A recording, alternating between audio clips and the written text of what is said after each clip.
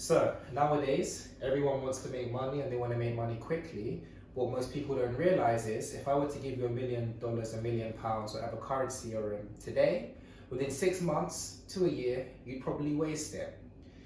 This is how you keep on messing up your life. And I'm going to teach you today how you can unmess your life, fix your life, okay? Now, this is another lesson on the soul, which has to do with how you process information. And I want you guys to pay attention, and if you can, stick to the end, because if you can understand this, you can fix, I would say, 98% of the problems that you experience. Most people think that the problems they experience in this world are physical and have to do with their environment. They are wrong, simply because you can put two people in the same external environment and put them through the same hardship, the same trials, and they will both respond differently, right? One person can stress and one person can remain chill, which means that the situation itself isn't the objective problem.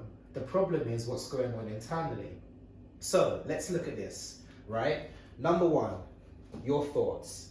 Now, we're going to look at how your thoughts literally shape your life, and I'm going to do this from a scientific perspective, because a lot of people come and they think, oh, you're talking all this new age nonsense, spirituality stuff. This is going to be scientific, and I want you guys to understand this, okay? What is a thought? A thought alone is an immaterial thing, right? But as soon as you think something, a chemical reaction is triggered in the brain. That is how immaterial thoughts become material.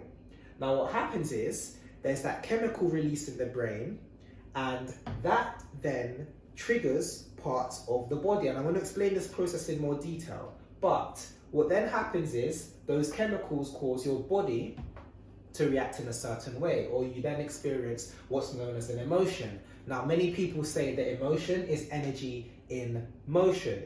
Dr. Joe Dispenza says it, a few other people say it. The reason why is because it is literally the result of chemical energy that's released from the brain moving around the body. So, for example, what happens when you're under stress, right? You think thoughts, or you have stressful thoughts, you put stress on yourself. Chemicals are released in the body that affect the immune system, right? Now, we're going to go into this later, but what happens is that the production of certain gene expressions are then turned up or turned down, and etc, etc, etc. But on the basis level, to begin with, I want you guys to understand, and I'm sure you guys know this, how you think affects how you feel. Now, why is this so important? This is so important because once you then start feeling a certain thing, you tend to then generate more thoughts of the same path. So let's say you have a fearful thought, or you think, oh my gosh, this is going to happen. You then begin to feel fear. Now, what you've conditioned your body to do over the years is, when your body then feels fear, it then begins to go into this loop where even more fearful thoughts come, and before you know it, you're stuck in this loop, and you're stuck in this loop. Now, the reason why this is dangerous is because you're conditioning your body to respond to certain stimuli in a certain way, okay? Now, this is where genes come in. Now, the human body essentially makes proteins. That's the purpose of the human body. It's to produce proteins. Proteins are used for pretty much everything in the body. There isn't a single organ or system in the body that in some way isn't responsible for either producing proteins or using them. They are the building blocks for the whole body. Now, in ancient times, we used to believe that disease was as a result of genes, right? So if, let's say I have a heart condition and I have a child, if I then have a child, people used to think, oh, you've passed that down to your child in the genes. Epigenetics has actually proven this isn't the case. It isn't the genes that cause the disease. It's actually the environment that you're put in that then triggers the increased or decreased production of certain genes within the body, which means that sickness can either be activated or deactivated, depending on the genes that are produced in the body. Now, when I say it's dependent on the environment, what I mean by that is this. I don't just mean externally, like, for example, cigarette smoke can cause cancer or this. I also mean the actual environment around cells. We're about to get very scientific. Here's what happens, right, with gene production. You think a thought, you feel something, a chemical is released. What then happens is a signal arrives at the exterior of a cell. There are receptors in the cell that receive that signal, and then they produce a protein according to that signal. Now, if you're constantly feeling fear, right, the signal that arrives at your genes will correspond to fear. And what that then does is it causes the reduced production of genes that actually boost your immune system, and it then causes the temporary production of things such as, adrenaline, etc., etc. Now, back in the old days when we were hunting and everything, the production of adrenaline was great. You needed adrenaline. Why? Because, you were either being hunted and you had to get away, you were in a fight or flight situation, that sort of thing. Now, the issue in modern day is adrenaline's getting released when a lot of you people see your bosses, right? When you receive an email from someone. And so your body is constantly producing chemicals that it shouldn't be producing. And what people don't realize is the more you condition your body to do a thing, the more it stays in this loop and stays in this loop. Now, what happens is you keep thinking a thing, you keep feeling a thing. The genes are then reflective of what you've been thinking and feeling, which then affects the physical body, which then affects your life. And this is the cycle that the majority of people are stuck in. And what they don't realize is it's very difficult to get out of if you don't understand what you're doing. So, yeah, I've never actually seen a whiteboard video from you before, actually. What, like with this? No, like I've never seen it online. So now that we understand our thoughts influence our feeling, I want to talk and explain how energy works in a day, right? So let's say you start the day and you have 100 energy points, okay? Everything that you give your attention to sucks energy away. Why is this? What most people don't understand is energy follows thoughts, and I literally just proved this. When you think something, chemical energy is created, and that then affects the body. That literally means that your thoughts aren't just things. Your thoughts can cause biochemical changes within your body. You can heal yourself with thoughts, you can damage yourself with thoughts. Think about it. How is it that an emotion can literally cause physical reactions in the body? It means that the immaterial affects the material. No matter how much people think that we live in a very physical world and that everything is physical, what people don't recognize and what people don't truly respect or give honor to is the fact that there is indeed a higher realm above the existence of Earth, right? We call it the realm of thought, the mental, or the astral, which is where all thought exists. Above that, we have the spirit, but that's the order. The metaphysical rules over the physical. And so how you think and how you feel will dictate your life. But let's get back to this. We have 100 energy points in a day. Now, this is what most people do, right? I'm gonna draw you, right? You wake up, you check social media, and in fact, I'm gonna draw a timeline down here as well. Wake up, you check social media, you plan what you have to do for the day, you may shower, etc., etc. What you're doing when you wake up and you focus on those things primarily, and I'm not saying this is anything wrong, I'm just explaining how this process works, and I believe it's Dr. Joe Dispenza who explains this very well, but you're placing energy, or you're drawing energy, or you're siphoning energy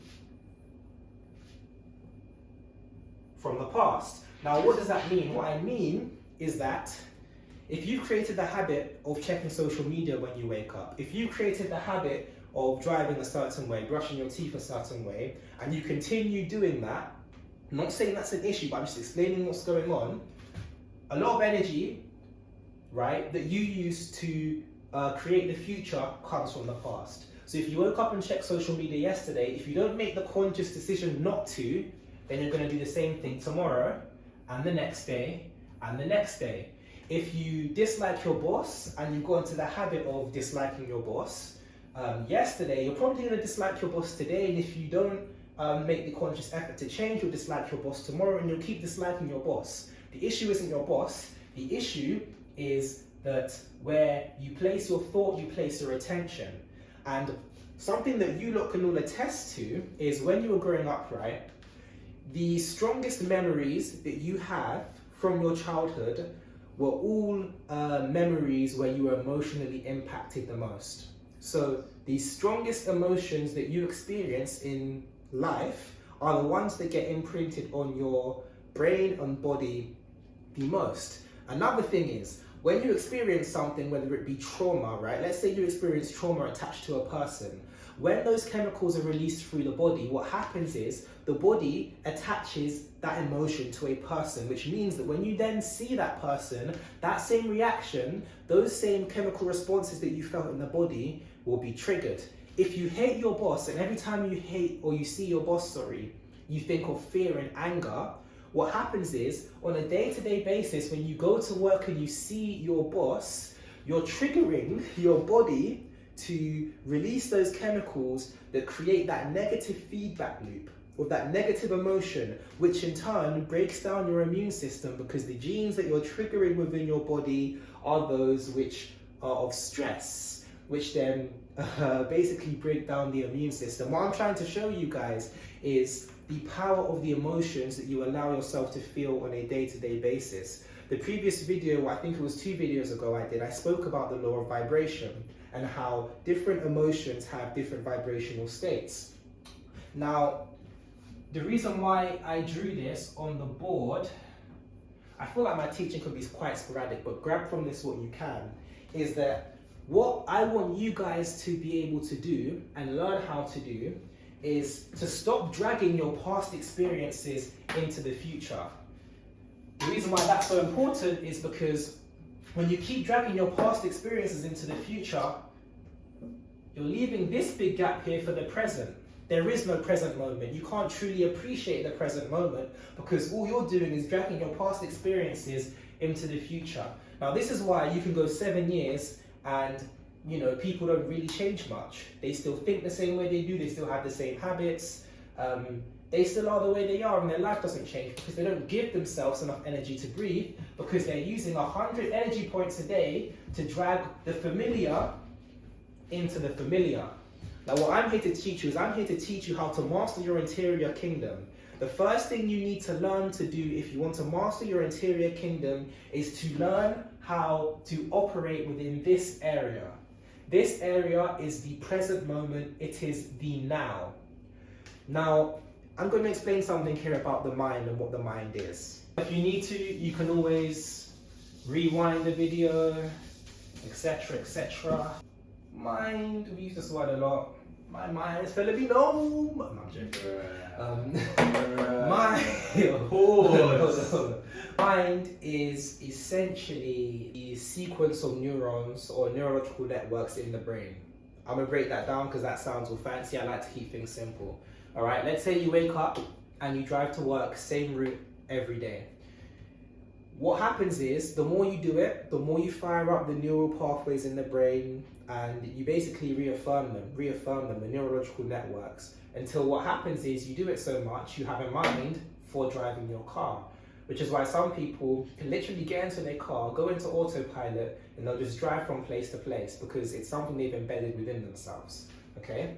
That's how the mind works. And so, a lot of people don't realize this, but by default, whatever you have programmed your mind to do, your mind will do. If you've programmed those neurological pathways to always think negatively in a situation, because that's what you've done your whole life, no matter what happens, you could win the lottery, you'll still find a way to view it negatively, because that's what you've programmed your mind to do. So, what I want you guys to do is I want you guys to begin to look at your life, look at situations and think, where do I actually default? How do I respond to situations? The easiest way to do this, for someone who's around a lot of people, I like to call it crash out analysis, right? The next time someone tries to annoy you, or you get annoyed by things, most people get annoyed by things. I don't really get annoyed by things much nowadays, but a lot of people do. So when you next get annoyed by a thing, I want you to stop and think, okay, why did that annoy me? What's going on internally? Because 9 out of 10 times, or more often than not, even if the reason why you're annoyed is justified, it will have something to do with how you've programmed your mind. So all you need to do is make a new mind, create a new mind. I think it's one of the hardest things in the universe to do. Because it reaps the most rewards. Like, you will literally change your life listening to what he's saying, but I think it's actually hard to actually do it. Okay, I imagine a lot of people are thinking this, right? You create the rules for your own life. If you view something as hard, it will be hard. If you view something as simple, it will be simple. Everything is in here. So if you make a choice and if you view something a certain way, then that's how it will be. Now here's why I say it's easy. I'm going to show you the process. And if you want to find out more about this process, I strongly suggest reaching out to me in the Discord. It's free, best way to contact me, and I'm going to start teaching people this one-on-one. But here's what you want to start doing. This is what I teach. Meditate. But I'm not talking about waking up and meditating 20 minutes a day. You know them guys who just be like, yeah, you have to wake up and meditate and make a lot of money through it. You know them gurus that are just like, yeah, wake up, 20 minutes of meditation. People don't know how to meditate. Okay, you can sit down and just be still, which has its benefits, but when we're talking about changing your mind, it's a very specific process, and we're going to talk about this, okay? How to actually meditate to change your mind. This process is called mental rehearsal, okay? Now, let me think about this. There was a Harvard study done, and what they did was they took some pupils and they made half of them practice this piano exercise. I believe it was for 3 weeks. And then they made the other half imagine practicing playing the piano, but they didn't actually do it. What they found was when they measured them before and after, both groups had increased brain activity in the part of the brain that essentially has to do with your fingers and that kind of thing. When they put them at the pianos, they were both not necessarily able to do the full exercise, but massive improvements has been shown.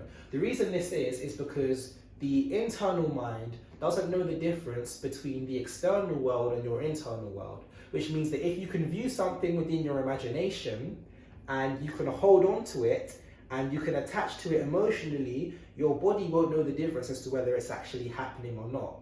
What I'm basically saying is you can hack your own brain and hack your own mind to experience something that you haven't yet experienced.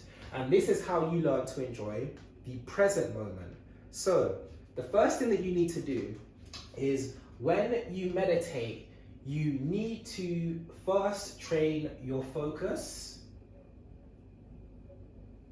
Now, with time, I'm going to explain these techniques. It's very difficult to do in one video. But once you master your focus, and I'm talking about specific techniques for each thing, right? They're very simple techniques, but you need to know exactly what you're doing because I basically devised a way to target the specific parts of the brain that deal with this. Most people are frying their brains consistently on TikTok and all these other things, right? So the first thing that we're going to do when I teach you guys my meditation process is we're going to teach you how to focus, and that's focus on the now, okay? Most people can't sit still for 2 minutes without, touching a device, etc., etc.